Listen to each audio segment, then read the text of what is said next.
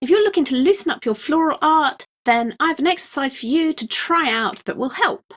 I've got these beautiful flowers in my studio at the moment, so I thought that we could use them to inspire our art today. If you've got some flowers nearby that you can work with, then this is a great exercise for them. If you have no flowers to hand, then I do have a photo of these flowers that you're welcome to download and use as a reference photo to make art from. Go visit my Patreon page. It's attached to a post that is open to all, and there's a direct link to it in my video description, but do remember to like and save this video and come back to art with me. Now you can work on any paper you have to hand. I happen to have some colourful paper left over from when I put my Lifebook 2022 class together back in March. That workshop will be live May 16th for you Lifebookers out there. Can't wait to share it with you. We will be playing with abstracts for that one, and I'm looking at the kind of marks and composition and colours that work for us in our abstracts. So I'm really looking forward to seeing what kind of art that leads you to. So for today, this colourful page, it's covered with acrylic paint, where I've basically just cleaned off the excess paint from my brush. I like keeping these kind of pieces of paper. I think that working on a surface which already has some colour on it can really help you to keep loose. And I find that with these kind of pieces of paper, I'm not worried about what kind of marks go down here. But of course, if you're using a clean page, a new page, you can do that with this exercise too. There's nothing stopping you. And in fact, you might want to try both and see what kind of effects you get. If you have some texture on your page already, or you're using a fresh page, just pick one of the flowers that's in front of you or in the photo to get started with. And it doesn't really matter which one, just go with the one that's sort of drawn your eye immediately, the one that's really attracting you. We want to keep free with this exercise. Don't worry too much about it. Just start exploring the colour and placing that colour on the page. I'm using crayons for mine. These are Caran d'Ache Neo Colour 2. They're also water reactive, but I'm not actually going to be using them with water today. And I find that using crayons, I tend to be extra loose with them and very forgiving of myself with crayons because I find them quite hard medium to be precise with. So that just takes the pressure off trying. And I can just have fun with them. I don't feel that I need to be perfect or make a perfect rendition of what's in front of me. And that's perfect for today's exercise because we really want to just be exploring and letting ourselves off from being perfect. Give yourself a play day where you can just get some colour down, work out what kind of marks you want to use that represent what you're looking at to you. Don't worry about anyone else. Don't worry about anyone else's opinions on this. This is just you trying to find your own artistic language to observe your subject and put it down on paper.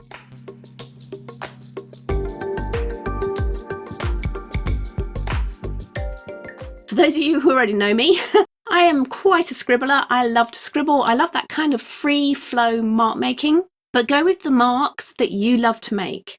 Follow your own nature in this and how your hand likes to move across the page.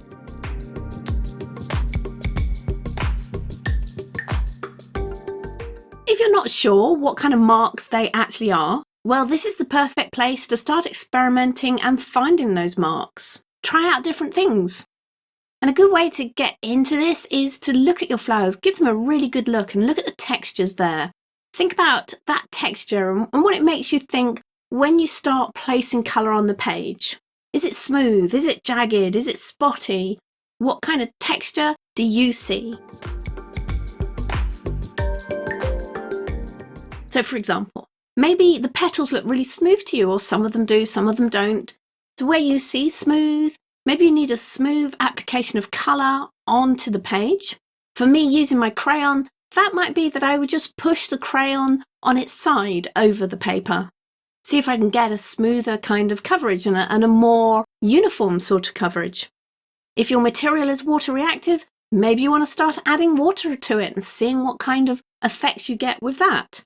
Remember that the thing that you're using to add colour can be used in so many different ways. So not just as a tip like a pencil or the tip of the crayon, you can use it on its side, you can shape it, you can use edges, you can use sharp bits, you can use smoother surfaces of the actual material.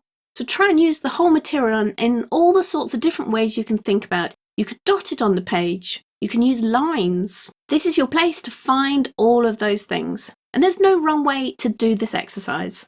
You're just looking for how you see the flowers and translating that with the tools that you have onto the page. So just play, experiment, and see what you can come up with.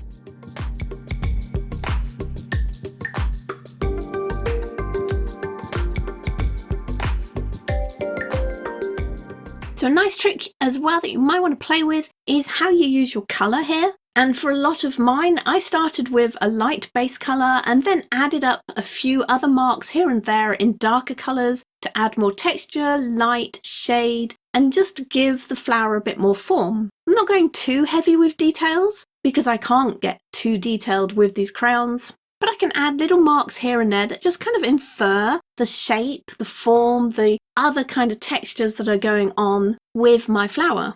And I just really want to fill out my florals like this, add in some more interest to them, finding what colours and what marks I can use and where to place them to describe the flowers, to describe what I'm seeing.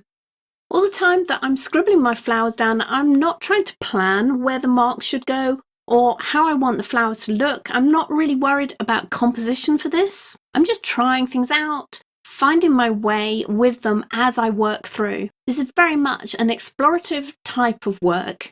So try to turn off those parts of you that want to control everything and allow it to just happen. Or at least try to turn the sound down on those parts. If you find that you're trying to overthink where things should go, how things should look, try and just sort of settle that down a bit and just allow yourself to get into a flow with it. Don't worry about making mistakes or that your flowers will all turn out ugly. It really doesn't matter. It's not the point of the exercise. Try and keep that feeling of play going throughout and have some fun with it.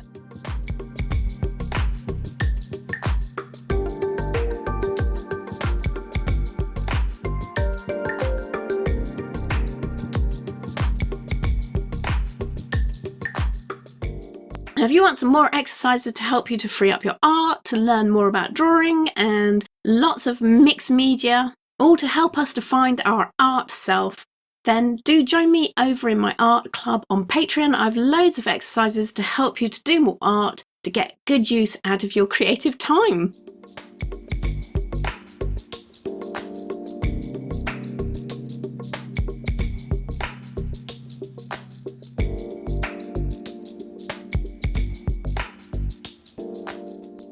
I was enjoying doing this page so much that I wanted to see what would happen if I pushed the background back a little bit, and I decided to just use the white crayon to do this, and it actually seems to do quite a good job.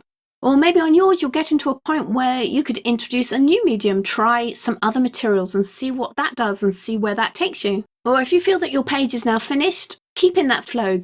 Go and start a new page. Try out some other textures and seeing what else and what other marks and colours you can use to describe the flowers.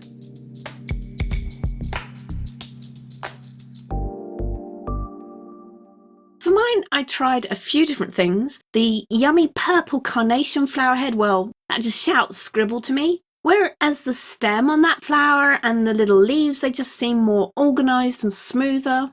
I changed up my mark making for that. And I really love the way that the light purple and dark purple works together in this image. For me, I think it says carnation. The tulip is large blocks of overlapping colour and light and shade and transparency of the petals all kind of work there. But I found that quite hard to translate, I'd admit, and I struggled with it. Particularly using the crayons, it might be better if I use some water with them. But I do love drawing those big leaves that kind of wrap around a tulip. And the eucalyptus leaves, well, I think I found my new favourite thing to draw. This is the first time that I've really observed them, to translate them onto paper, and they are such a mix of colours. So I enjoyed working out from my limited colour palette how I was going to describe them on the paper. So that was really fun to play with. There's some textures in what I've got on my paper there, in that eucalyptus leaf, that I really like how that works, and that might be something that I'll develop and continue to use. So once you've got your florals, you can start looking at them and just pick out all of the things that you really love about them. What kind of marks did you enjoy doing? Which kind of marks really sort of describe what you were looking at to you? And think about what you would do the same or what you would change up next time. And if you like, take notes as well. Sometimes I write on the back of a piece, or if I'm in my sketchbook, I might jot a note down next to it or on an opposite page if it's free. And you can look through, look at your piece, see what worked for you, see what didn't work for you, see what might just need a little bit of tweaking next time. Just as with so much of drawing, the more you look at something, the more you actually see. And each time I do it, I learn something new all of the time, which is great fun.